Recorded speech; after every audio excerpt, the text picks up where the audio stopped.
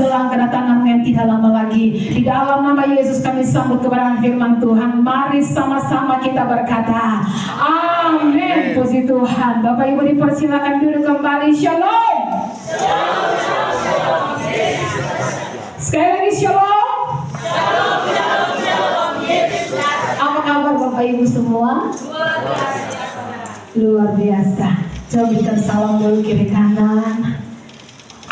Tuhan Yesus baik, haleluya. Berikan senyum yang paling manis buat kiri kanan kita.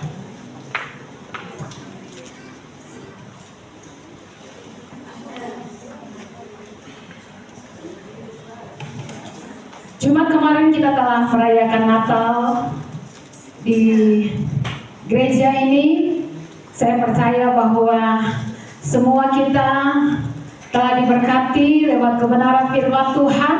Dan saya selalu ingatkan kepada setiap jemaat Tuhan, jangan terkecoh dengan hingar-bingar perayaan Natal, penyambutan Yesus sebagai bayi ya di palungan, sampai kita lupa mempersiapkan diri kita menyambut kedatangannya pada kali yang kedua ya. Sebab banyak orang ya, yang terjadi adalah ketika masuk Desember ya, orang mulai malas berdoa karena di pikiran banyak orang Kristen Desember itu waktunya untuk liburan, untuk senang-senang ya, untuk refreshing, untuk jalan-jalan. Jadi tidak ada waktu untuk berdoa, tidak ada waktu untuk bersekutu intim dengan Tuhan. Nah, ini hal yang salah yang akan membuat kita jatuh. Ingat ketika Petrus begitu hebohnya, dia begitu yakin dan percaya diri berkata, Tuhan, sekalipun semua orang meninggalkan Engkau, aku sekali-kali tidak.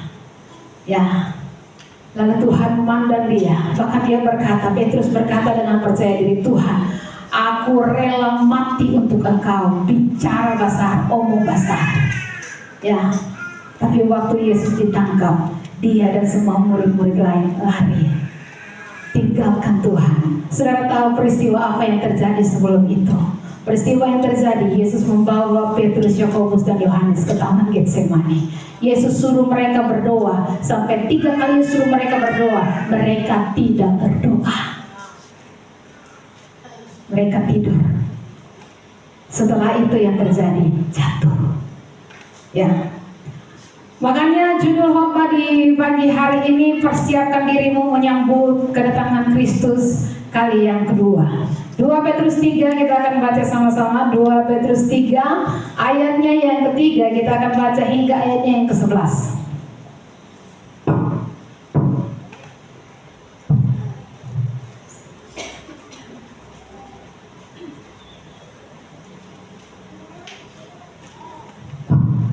Petrus 3 ayatnya yang ketiga hingga ayatnya yang ke-11. Kalau Bapak Ibu semua sudah dapat, saya mengajak kita semua bangkit berdiri dan kita akan baca secara bergantian. Yang wanita baca mulai ayatnya yang ketiga, yang pria bergantian di ayat 4. Kita bertemu di ayatnya yang ke-11. Mari yang wanita, 1, 2, 3. Yang pertama sudah ketahui adalah bahwa ayat bersama akhir akan ambil pengedek-pengedek dengan cecep-cecepatnya, yaitu orang yang hidup dalam kata mereka bila ada janji tentang kedatangannya itu, sebab kita menganggap segala sesuatu tetap seperti semula waktu dunia diciptakan. Mereka sengaja tahu bahwa oleh firman Allah telah mengaasa sejak dahulu, dan juga bumi yang berasal dari air dan oleh air. Dan bahwa oleh air itu bumi yang dahulu telah binasa dimusnahkan oleh air laut.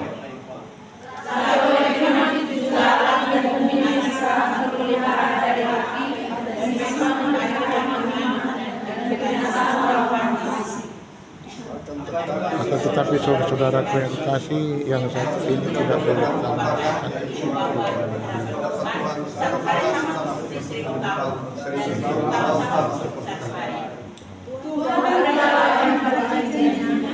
sekalipun ada orang yang mencoba sebagai kelalaian, tetapi ia sabar terhadap kamu, karena ia menghendaki supaya jangan ada yang binasa, melainkan supaya semua orang berbaik dan bertobat. Tapi hari Tuhan akan tiba seperti pencuri. Pada hari Tuhan akan menyenangkan gemuruh yang dahsyat, muncul seperti ketenaran dalam nyala api, dan bumi dan segala yang ada di atasnya akan hilang. Jadi jika segala sesuatu ini akan hancur secara demikian, betapa suci dan salehnya nama Tuhan. Amin. Untuk firman Tuhan, Bapak Ibu dipersilakan duduk kembali. Ya, puji Tuhan. Kita melihat di ayatnya yang ketiga dikatakan bahwa tetapi yang terutama harus kamu ketahui adalah menjelang kedatangan Kristus pada kali yang kedua akan tampil pengecek-pengecek dengan ejekan-ejekannya. Di manakah kedatangan Tuhan itu? Khotbah ulang-ulang tentang persiapkan diri menyambut kedatangan Kristus yang kedua. Sampai sekarang Tuhan belum datang-datang. Mereka sengaja tidak mau tahu bahwa langit yang ada saat ini pernah dimusnahkan oleh Tuhan lewat air bah. Pada waktu zaman Nuh, Tuhan memusnahkan bumi ini dengan air bah. Alkitab berkata demikian. Orang-orang itu, pengejek-pengejek itu sengaja tidak mau tahu bahwa langit yang mereka tempati hari ini, bumi yang mereka tempati hari ini pernah dimusnahkan oleh air bah. Dan langit ini juga ya, yang akan dimusnahkan oleh api yang telah disediakan oleh Tuhan dan akan dilepaskan oleh Tuhan pada waktunya, sedang disimpan dunia ini untuk hari penghakiman nanti. Ya, untuk itu sebabnya Bapak Ibu yang diberkati oleh Tuhan, menjelang kedatangan Tuhan yang kedua, ketahuilah Alkitab berkata, aku datang segera. Sebab itu peganglah apa yang ada padamu, bangkit dan periksa kembali kehidupan kita. Masih ada yang kurang, bertobat dan kembali perbaiki hubungan kita dengan Tuhan.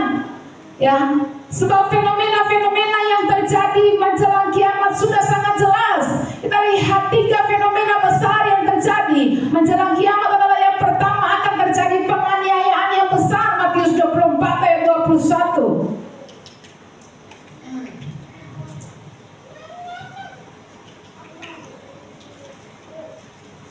Matius 24 ayatnya yang ke-21, tolong dibacakan. Demikian firman Tuhan. Sebab pada masa itu akan terjadi siksaan yang dahsyat seperti yang belum pernah terjadi sejak awal dunia sampai sekarang dan yang tidak akan terjadi lagi. Ya, siksaan yang belum pernah terjadi waktu dunia diciptakan, bahkan tidak akan pernah terjadi lagi. Kemarin saya katakan, kalau orang siksa cabut kuku itu sudah biasa.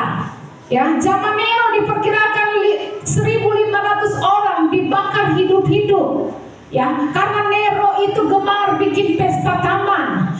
Dia sangat girang kalau ada pesta pora, kemudian karena di taman, karena di lapangan harus pakai lampu. Lampunya dari mana? Orang Kristen, orang yang tidak mau menyangka imannya kepada Tuhan, kepada Kristus, diikat dan dibakar hidup-hidup. Itu jadi lampu, ya, diikat pada tiang-tiang atau pada tembok-tembok di lapangan itu, dan mereka jadi lampu. Nero lihat itu, Nero tambah girang. 1.500 orang diperkirakan dibakar hidup-hidup. Makanya kalau saudara di Somlaki ini merasa, atau di Somlaki mayoritasnya mungkin atau minasa, pesan saya sebagai hamba Tuhan, waspada, berjaga-jaga dan berdoalah. Saudara tahu sejarah Konstantinopel itu pusat Kristen terbesar, ya.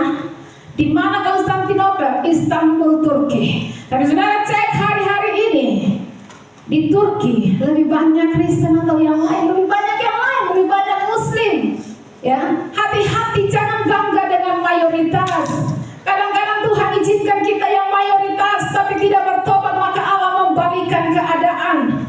Dulu bangga sekali pusat kekristenan terbesar di Turki, di Istanbul. Itu sejarah yang tidak bisa dilupakan. Tapi hari ini banyak gereja di Turki beralih fungsi jadi masjid. Ya. Jadi yang pertama fenomena yang akan terjadi pada kedatangan Kristus nanti, siksaan yang besar. Lalu di ayat yang ke-24 dari pembacaan kita tadi, Matius 24. Sebab Mesias-Mesias palsu dan nabi-nabi palsu akan muncul dan mereka akan mengadakan tanda-tanda yang dahsyat dan mujizat-mujizat sehingga sekiranya mungkin mereka juga menyesatkan orang-orang pilihan juga. Ini tanda yang kedua, fenomena yang kedua yang akan digenapi. Saudara lihat hari-hari ini banyak bermunculan nabi-nabi palsu. Kalau Mesias saja bisa palsu, apalagi nabi, apalagi rasul. Kalau rasul nabi bisa palsu, apalagi pendeta, apalagi majelis, sangat-sangat bisa palsu. Makanya sudah lihat pengajaran, ya, ada khotbah-khotbah di YouTube yang kemudian menyimpang dari firman Tuhan. Tadi malam saya lihat salah satu TikToknya Elia siapa Miron atau apa itu, ya, dia bahas tentang perpuluhan. Dia bahas satu ayat itu tapi tidak bahas keseluruhannya, ya. Yesus kan tekankan keadilan, ya, tapi tidak tekankan tentang perpuluhan. Dia lupa di akhir itu Tuhan bilang bahwa yang satu harus dilakukan, yang lain jangan diabaikan. Dia bilang Tuhan tidak suka perpuluhan. Tuhan bilang harus lebih mengutamakan kasih dan keadilan. Dia lupa Tuhan di satu ayat itu saja Tuhan lengkap. Tuhan katakan yang satu artinya perpuluhan itu harus Tuhan yang bilang dilakukan. Yang lain jangan diabaikan. Kasih dan keadilan itu pun jangan diabaikan. Semua harus dilakukan. Ya. Saya pikir barang Elia Miron ini siapa? Tuhan Allah kan? Sampai dia berani bantah perkataan Tuhan. Sampai orang-orang begitu cenderung mendengar perkataannya. Ya. Banyak muncul penyesat-penyesat. Saudara kalau tidak belajar firman Tuhan dengan benar, saudara ketinggalan. Ya. Saya pun agak kalau bicara soal teknologi agak ketinggalan. Apa istilahnya gaptek atau apa itu? Ya.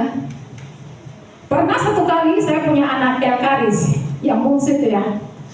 Saya lagi cuci piring, lalu cuci beras untuk mau masak nasi. Saya waktu lewat, biasa kita di rumah kan, ya, pohon rambut tinggi-tinggi sebenarnya kepanasan, ya. Lalu kemudian waktu saya lewat, dia ada video call, saya lihat itu apa Cristiano Ronaldo. Saya langsung tunduk begini, saya lewat, dia langsung dia bangun dari tempat tidur. Saya, mami bikin apa? Ada telepon yang siapa itu? Langsung dia, mami kena prank. Terus saya bilang, dalam hati saya ini anak kecil bisa video call di Cristiano Ronaldo. Jadi saya bilang, aduh jangan beda dari saya. Aduh kalau mandi dan sebagainya. Makanya saya tunduk jalan. Biasanya dia dari jalan itu, mami ini cuma aplikasi saja Tuhan Yesus.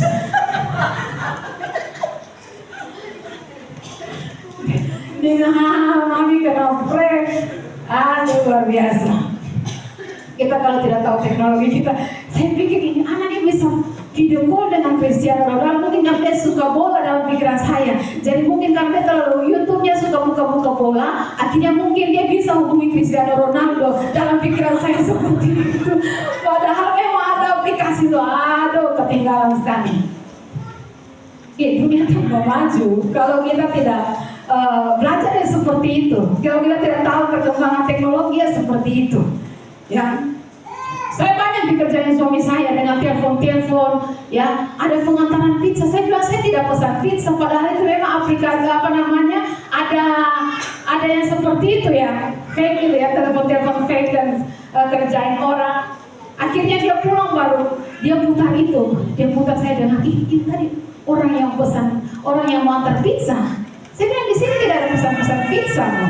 Ya, padahal semua terekam setelah dia putar, lalu saya dengar, saya tertawa, aduh ternyata saya orang yang ketinggalan.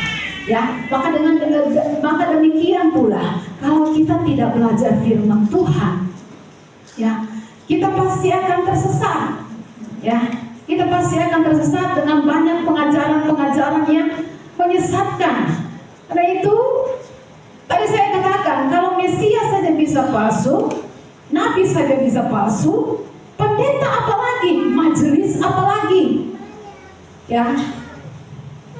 Bahkan kemarin saya bilang dilarang. Ada orang yang bilang super nabi neraka.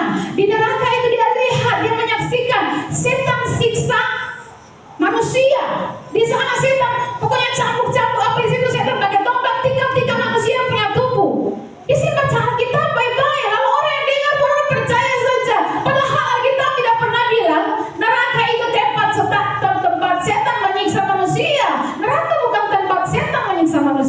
Neraka itu tempat setan disiksa. Setan tidak mau disiksa sendiri, makanya setan cari pengikut supaya bisa disiksa bersama-sama dengan dia dalam neraka yang kekal. Ya, kami hamba-hamba Tuhan, para penginjil yang sungguh-sungguh menginjil firman Tuhan yang murni. Kami cari teman supaya masuk surga, tapi setan juga cari teman supaya masuk neraka karena dia tidak mau disiksa sendiri. Neraka tidak diciptakan untuk kita, neraka diciptakan untuk setan. Setan tidak mau disiksa sendiri, makanya dia munculkan penyesat-penyesat yang banyak, nabi-nabi palsu, mesias-mesias palsu, rasul-rasul palsu, ya. Nah, Bapak Ibu yang diberkati oleh Tuhan, itu fenomena yang kedua menjelang kedatangan Tuhan pada kali yang kedua. Yang ketiga yang akan terjadi menjelang kedatangan Kristus, kebejatan moral. Ya, di dalam 2 Timotius 3 kita mendapati di sana keadaan manusia pada akhir zaman. Manusia akan mencintai dirinya sendiri, menjadi hamba uang, dan sebagainya dan sebagainya. Kalau sudah ada video tentang neraka itu bisa diputar, ya, supaya kita lihat. Ini cuma gambaran saja lautan api yang Wahyu katakan, ya, orang-orang yang tidak mau percaya kepada Tuhan, yang tidak taat kepada Tuhan, akan disiksa dalam lautan api dan belerang di hadapan Tuhan dan malaikat-malaikat siang dan malam sampai selama-lamanya. Artinya kekal, tidak berkesudahan. Sudah ada? Sudah ready videonya? Oke. Dikatakan dalam 2 Timotius 3 itu, sudah ya?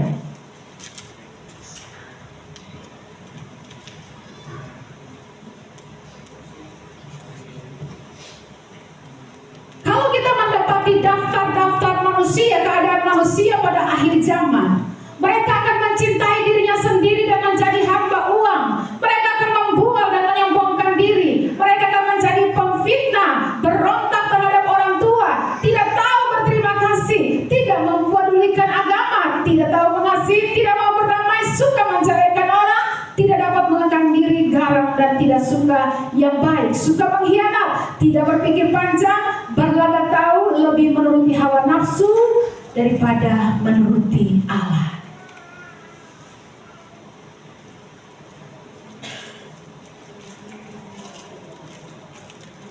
Kasih besar saja. Baik sekali perbuatanmu, baik dalam api yang Ini sebenarnya potongan drama kemarin, cuma salah tampil videonya ya.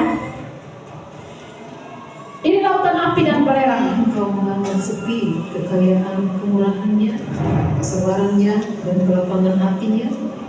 Tidakkah engkau tahu bahwa maksud kemurahan Allah ialah menuntun engkau kepada pertobatan? Tetapi oleh kekerasan hatimu yang tidak mau bertobat, engkau menimbul murka atas dirimu sendiri pada hari waktu mana murka dan hukuman Allah yang adil akan Pada akhir zaman nanti bukan lagi oleh air, tapi oleh api yang telah Tuhan simpan di 2 Petrus 3 tadi dikatakan.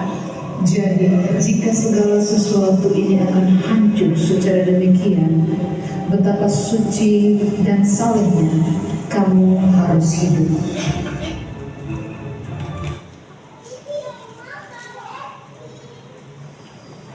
Ya, kalau kita bilang segala sesuatu ini akan hancur dalam nyala api, ya seperti itu kira-kira gambarannya. Sekalipun nanti yang terjadi tidak bisa digambarkan dengan kata-kata, lebih dahsyat daripada itu. Alkitab berkata bahwa dunia ini, bumi ini akan digulung seperti dan dilemparkan ke dalam lautan. Dan pokoknya dunia dan segala yang ada di dalamnya akan hangus dalam nyala api. 2 Petrus 3 ayat 9 tadi. Ya.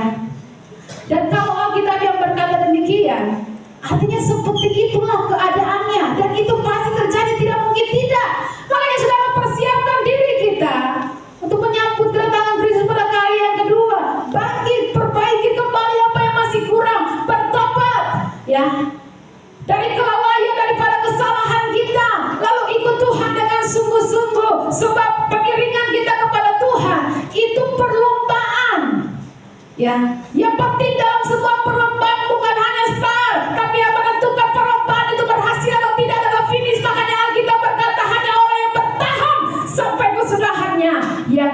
selamat. Ya. Inilah keadaan manusia, fenomena yang ketiga yang terjadi. Orang tidak mempedulikan agama. Secara lahiriah mereka menjalankan ibadah. Hari Minggu beribadah, tetapi pada hakikatnya mereka memungkiri kekuatannya. Jauhilah mereka.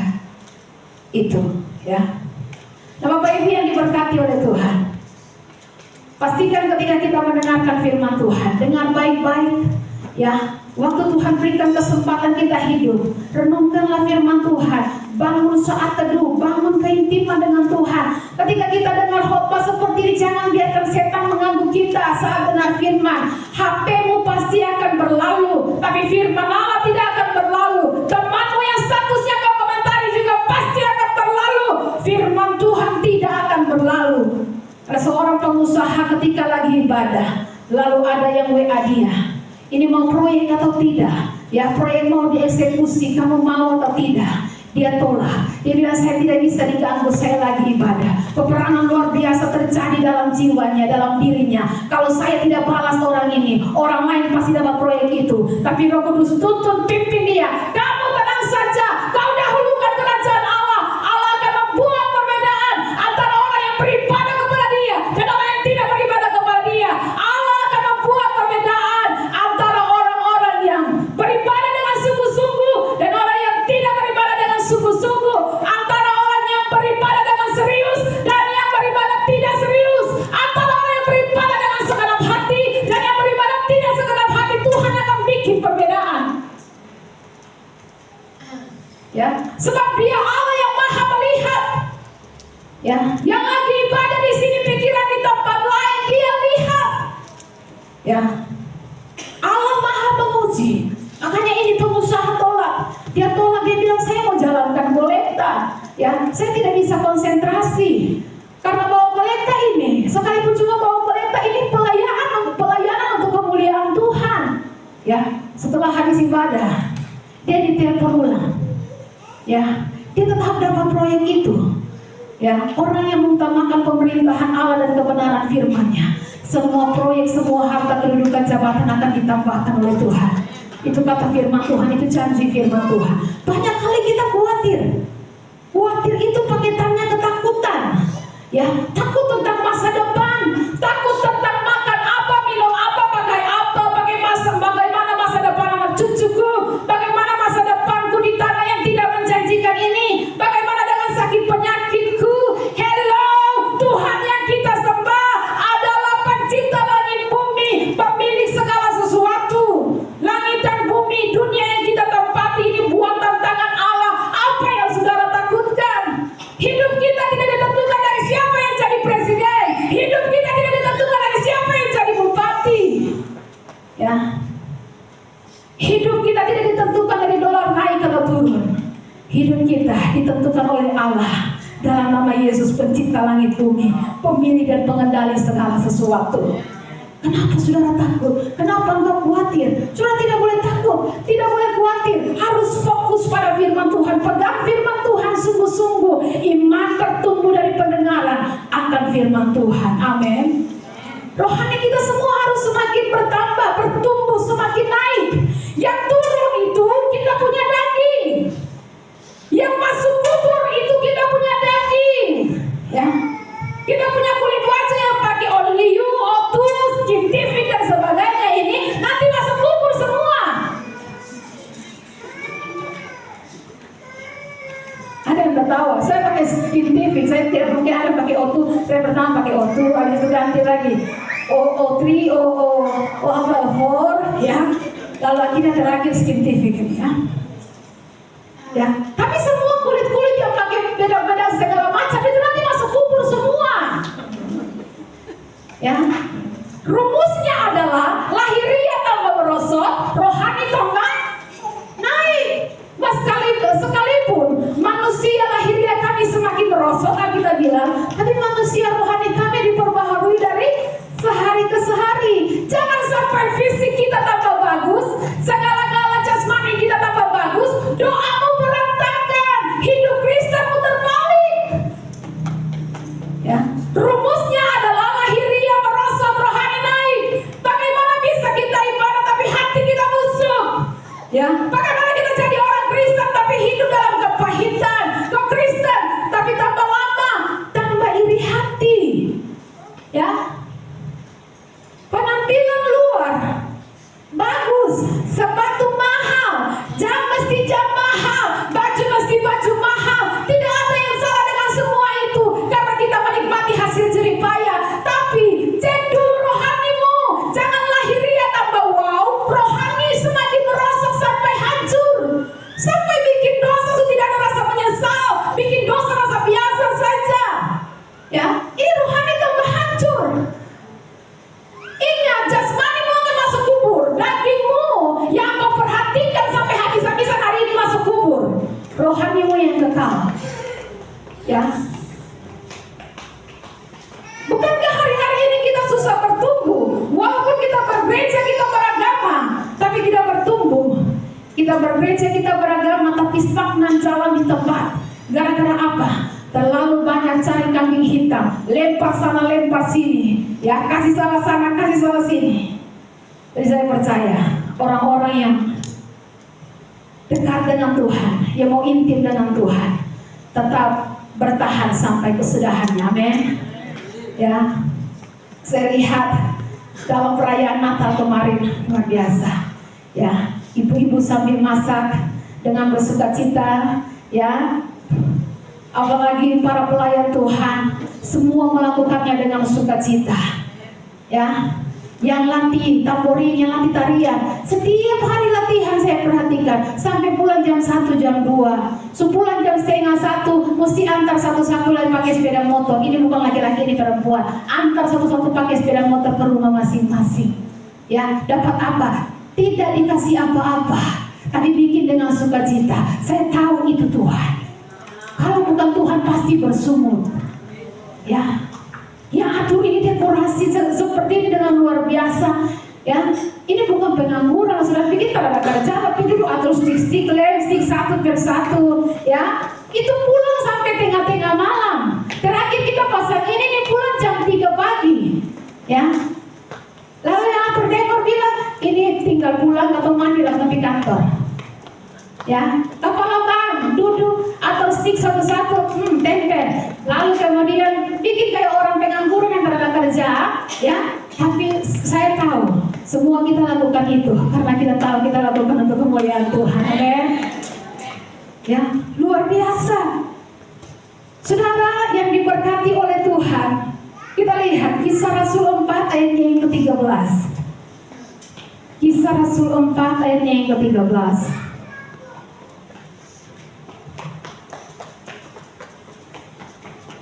Firman Tuhan, ketika sidang itu melihat keberanian Petrus dan Yohanes dan mengetahui bahwa keduanya orang biasa yang tidak terpelajar, heranlah mereka dan mereka mengenal keduanya sebagai pengikut Yesus. Ya, saudara lihat, kita yang mengikuti Yesus, seperti Petrus, Yohanes, seperti murid-murid Yesus yang Yesus panggil, Yesus pilih. Petrus ini keberaniannya luar biasa. Ketika dia hidup dalam keintiman dengan Tuhan, ketika dia hidup dalam tuntunan roh yang terjadi, ketika sidang itu melihat keberanian Petrus dan Yohanes dan mengetahui bahwa keduanya orang biasa yang tidak terpelajar, heranlah mereka dan mereka mengenal keduanya sebagai pengikut Yesus. Petrus sangat berani. Keberanian itu kontras dengan ketakutan. Tadi saya katakan di awal, ketakutan itu sesuatu yang dilarang keras oleh Tuhan di dalam kitab suci. Sebab firman Allah berkata, di dalam ketakutan orang mengalami masalah dengan kasihnya.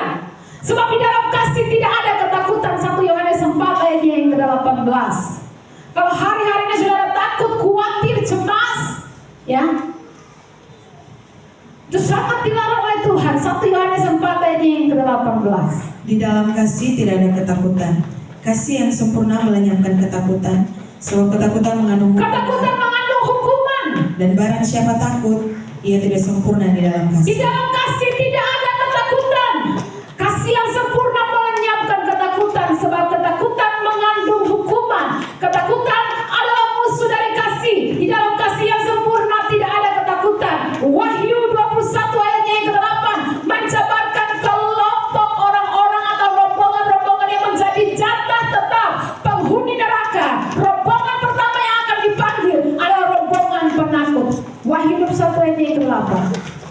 Tetapi orang-orang penakut, orang-orang yang tidak percaya, Pertama orang-orang penakut, kedua orang-orang tidak percaya. orang-orang keji, Ya, orang-orang pembunuh, orang-orang sundal, tukang-tukang sihir, penyembah-penyembah berhala, dan semua pendusta, mereka akan mendapat bagian mereka di dalam lautan yang menyala-nyala oleh api dan belerang. Inilah kematian yang kedua. lautan yang menyala-nyala oleh api dan belerang. Ya, gambarnya tadi seperti itu. Tapi masih dijelasin karena di sini dikatakan lautan api dan belerang. Ya, bukan seperti danau sepanggal, tidak, lautan api dan belerang. Ya, lautan api dan belerang di sini tidak merujuk kemana-mana selain neraka. Ada daftar-daftar seperti ini. Ada orang sundal, ada penyembah berhala yang akan menjadi penghuni tetap neraka. Ya, ada orang yang tidak percaya, ada orang keji. Tetapi pemimpin rombongan itu yang pertama yang akan dipanggil untuk masuk dilemparkan ke neraka adalah orang-orang penakut. Ya, orang-orang penakut itu masuk duluan. Orang Kristen dilarang menjadi penakut, apalagi pengecut. Jangankan penakut, malu saja tidak boleh, apalagi malu tentang Kristus, malu tentang kebenaran, malu tentang kekudusan, malu tentang firman Allah, itu dilarang keras. Makanya dalam Markus 8 ayat yang ke-38, Markus 8 ayat 38.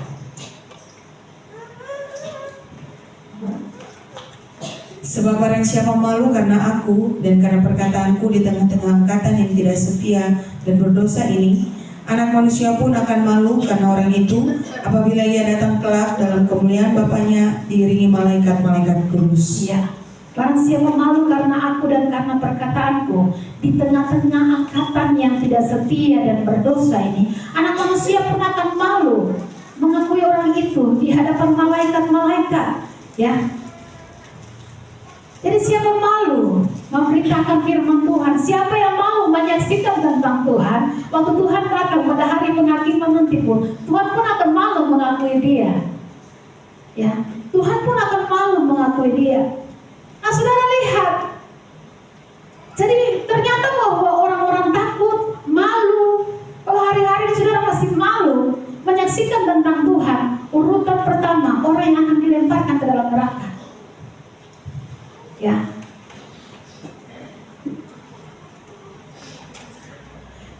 kita kembali kepada Petrus. Petrus, ya, waktu dia sudah dipenuhi dengan Roh Kudus, waktu dia sudah hidup dalam keintiman dengan Tuhan, baru dia punya berani yang betul. Tapi sebelum itu, Petrus pun berani, tapi beraninya berani bodoh-bodoh, terlalu percaya diri. Petrus tidak percaya Tuhan, dia percaya diri. Awal-awal, ya, dia hebat. Mulainya dia hebat. Dia pikir dia bisa setia mengikuti Tuhan dengan kekuatannya sendiri. Makanya dia bilang, semua orang sekalipun mereka meninggalkan engkau, aku sekali-kali tidak. Bahkan dia bilang, aku rela mati bersama-sama dengan engkau. Tuhan bilang apa Petrus? Malam ini juga, sebelum ayam berkokok berapa kali? Ya, saya harap jangan ada yang berkata 3 kali di tempat ini, ya. 2 kali, engkau telah menyangkal aku 3 kali. Ya, banyak orang seperti ini. Datang mau komitmen. Ibu pendeta, beta mau sungguh-sungguh, beta mau total. Ya, beta mau pokoknya all out, topang pekerjaan Tuhan. Pembangunan gereja beta topang, ibu pendeta. Pokoknya beta sumbang ini, sumbang itu dan sebagainya. Sumbang puluhan juta, kasih cek, pikas cek kosong. Ya, janji mau sumbang ini, sumbang itu, sampai sekarang tidak ada buktinya. Ya, awal semangat luar biasa, janji ini, janji itu. Ya, sampai akhir, pertengahan saya hilang. Ya, di tengah-tengah saya hilang. Padahal kita diminta untuk melakukan perlombaan iman. Ya, kita bukan mau jadi bupati yang di awal manis, tapi kemudian di tengah-tengah saya tahu apa yang terjadi. Kita diminta melakukan perlombaan iman. Perlombaan itu ditentukan oleh finish, bukan oleh startnya saja, tapi oleh finishnya. Siapa yang bertahan sampai akhir akan selamat. Maka diberkatilah semua jemaat yang masih setia dengan komitmenmu kepada Tuhan, kepada gerejamu, dan kepada gembalamu. Diberkati. Petrus, engkau tidur, engkau tidak berdoa. Rohmu itu bagus Petrus, tapi dagingmu lemah. Kau punya semangat bagus, tapi dagingmu lemah. Ya, kau tidak bisa kuat tanpa doa. Salah besar. Maka dalam pembacaan kita tadi di ayat yang ke-41 Matius 26,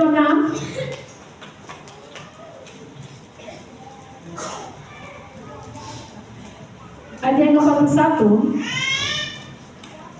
dari Matius 26, berjaga-jagalah dan berdoalah supaya kamu jangan jatuh ke dalam pencobaan. Roh memang penurut, tetapi daging lemah.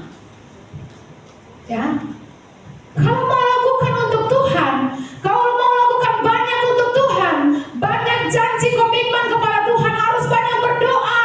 Kalau mau menangkap banyak jiwa, harus banyak berdoa, tidak bisa tidak.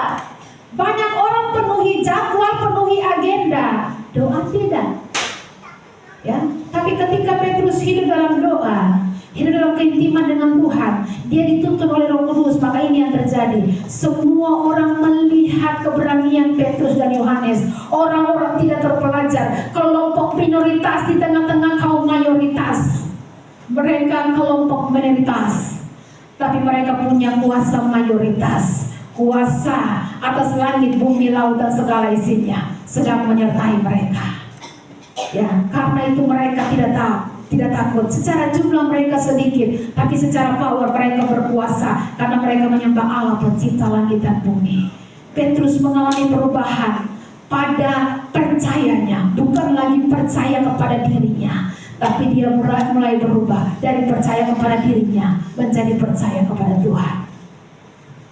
Kalau hari-hari ini kita terlalu percaya diri dan berpikir, saya doa pun kita tetap kuat, tetap setia, kita tidak akan tinggalkan Tuhan.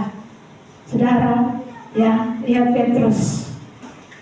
Waktu pencobaan datang, waktu mereka digoncang semua, waktu Yesus ditangkap dan disalibkan, mereka semua lari tinggalkan Yesus. Ya, makanya Yesus katakan, rohmu bagus, semangatmu bagus, rohmu sudah menyala-nyala bagus, tapi dagingmu lemah. Karena itu berjaga-jaga dan berdoalah. Petrus mengalami perubahan pada percayanya, bukan lagi pada dirinya. Sekarang dia bergantung sungguh kepada Allah. Dia tidak percaya pada dirinya, dia percaya kepada Allah. Orang yang percaya kepada Allah, Tuhan suruh mereka tunggu di Yerusalem. Nantikan aku sampai kamu menerima kuasa dari surga. Dan betul-betul 10 hari setelah Yesus naik ke surga, mereka menanti-nanti selama 10 hari itu. Dan dalam penantian itu mereka berdoa, bukan tidur.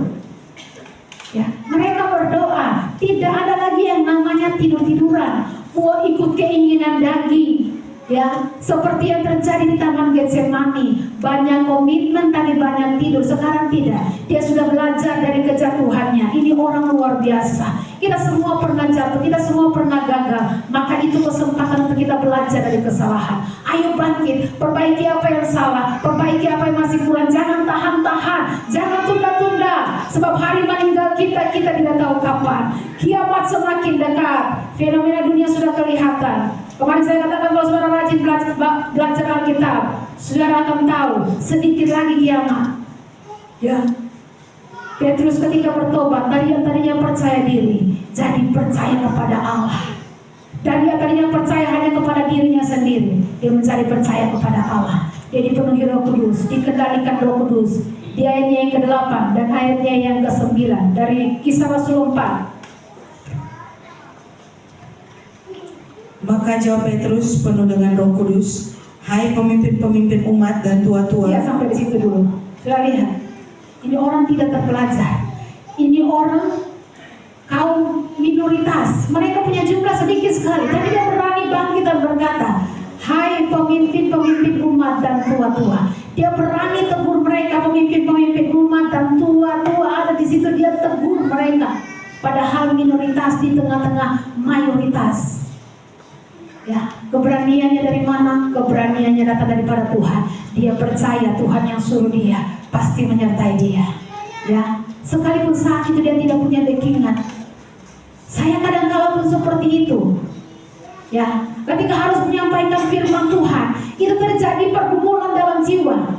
Ini kalau sampaikan, ya, apalagi harus diundang ke kediaman bupati atau ke pejabat, ya, ini kalau bilang ini nanti lo tersinggung keseng, ya. Satu kali ketika pejabat memasuki kediaman, ya, lalu saya diminta untuk sampaikan firman Tuhan, ada juga ketua DPRD dan semua anggota-anggota yang ada. Kemudian di sana saya sampaikan firman Tuhan tentang Musa dan Yosua. Musa itu pemimpin hebat, tapi yang diangkat Tuhan gantikan dia itu bukan Harun atau orang-orang hebat di Israel. Yang diangkat gantikan Musa itu budaknya Musa, Yosua.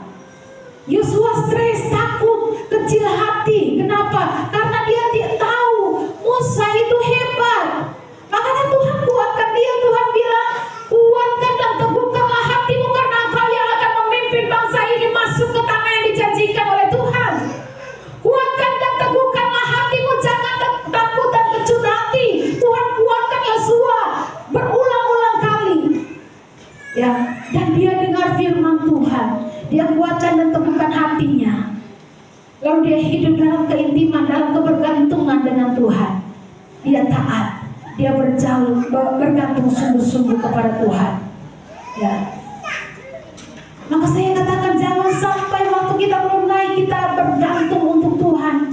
Tapi waktu sudah naik menduduki jabatan-jabatan tertentu, kita lupa bahwa yang kasih kepercayaan, yang kasih posisi ini adalah Tuhan. Lalu kita mulai sombong, kita mulai lakukan segala sesuatu sesuai kehendak kita, ya. Nah, Bapak Ibu yang diberkati oleh Tuhan, habis itu ketika jabat tangan, ya, ada yang buang muka. Saya pun dalam hati, habis sudah. Habis itu saya udah betalai. Tapi tidak masalah. Sepanjang jalan pulang, ya, saya sambil bawa mobil, saya pun dalam hati, kenapa tadi kita bicara begitulah. Karena saya lagi khotbah, ada yang ketawa. Saya bilang, Bapak Ibu, yang anggota-anggota juga jangan ini ya. Jangan ada yang menganggap remeh firman Tuhan. Sebab firman Tuhan ini bukan hanya kepada pejabat, kepada semua. Ya, jangan sampai sudah menduduki jabatan, sudah lupa bahwa Tuhan yang kasih jabatan itu untuk Bapak Ibu. Ya, jabat tangan buang muka dengan saya perlu ditakutkan. Dia pegang setiap hati. Malah kalau saya mau bicara, saya harus lihat nanti belum tersinggung ke sebagainya. Saya sebenarnya bukan hamba Tuhan. Galatia 1 ayat yang ke-10. Mari baca firman Tuhan itu. Galatia 1 ayat yang ke-10. Jadi bagaimana sekarang? Adakah aku cari kesukaan manusia atau kesukaan Allah? Adakah aku coba berkenan kepada manusia? Sekiranya aku masih mau mencoba berkenan kepada manusia, maka aku bukanlah hamba Kristus. Nah, terhadap bupati, wakil bupati, sekda ataupun pejabat dan sebagainya, ketua DPRD, saya tidak peduli mereka mau tersinggung atau tidak, apalagi kepada jemaat yang kepala desa pun tidak. Ya. Nah, karena itu Bapak Ibu yang diberkati oleh Tuhan, ketika firman Tuhan disampaikan, sambut firman Tuhan, ya, karena kita hamba-hamba Tuhan. Tuhan utus kita untuk membawa orang kepada pertobatan. Ketika firman Tuhan disampaikan, kalau kita masih hidup, tujuan Tuhan adalah supaya kita bertobat. Dalam Roma 2 ayat yang keempat tadi, Roma 2 ayat yang keempat. Maukah engkau menganggap sepi kekayaan kemurahannya, kesabarannya dan kelapangan hatinya? Tidakkah engkau tahu bahwa maksud kemurahan Allah ialah menuntun engkau kepada pertobatan? Ya. Maksud kemurahan Allah, membiarkan engkau masih hidup, masih bernapas, itu adalah untuk menuntun engkau kepada pertobatan. Jadi kalau hari ini engkau masih bangun pagi, masih bernafas, engkau harus ingat ini, Tuhan masih izinkan saya untuk hidup. Itu untuk menuntun saya kepada pertobatan. Ayat yang kelima.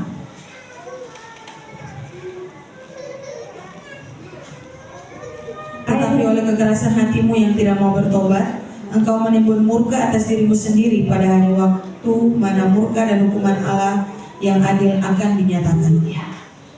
Karena kekerasan hatimu yang tidak mau bertobat, firman Tuhan datang, kita masa bodoh terus sih, Ibu Pendeta ini, ya, sampaikan firman Tuhan ini begini, ya. Ada, sudah Desember lah, Ibu Pendeta pasti berbicara tentang pemberian ini.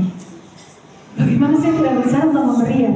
Christmas, ya, itu pemberian Tuhan, cuma-cuma kepada manusia. Natal itu memberi. Karena begitu besar kasih Allah akan dunia ini, sehingga dia rela mengaruniakan anaknya yang tunggal, sehingga setiap orang yang percaya kepadanya tidak binasa. Natal itu berbicara tentang pemberian. Ya. Nah makanya Bapak Ibu yang diberkati oleh Tuhan, ketika firman Tuhan disampaikan, saudara jangan pikir, kita siapkan peluru untuk menyerang saya. Tidak. Kita sampaikan firman Tuhan sesuai dengan konteks, dan kalau Tuhan mau kita sampaikan apa yang kita sampaikan. Ya, bukan Natal jadi, ya, semula itu butuh dana jadi kemudian semula bicara tentang apa, tidak ada seperti itu. Karena Natal itu memang artinya pemberian terbesar dari Tuhan. Makanya ketika Natal kita pun harus mempersembahkan yang terbaik untuk Tuhan. Ya, bukan cari-cari untung, cari-cari, tidak ada itu. Ya, semua kita harus memberikan yang terbaik bagi Tuhan. Mari persiapkan diri kita menjelang kedatangan Kristus pada kali yang kedua, karena tidak lama lagi Dia segera datang. Amin. Itu firman Tuhan. Mari semua kita tutup kitab kita, renungkan kebenaran firman Tuhan. Saya sudah memain musik, singer supaya maju ke depan. Terima kasih Tuhan. Haleluya.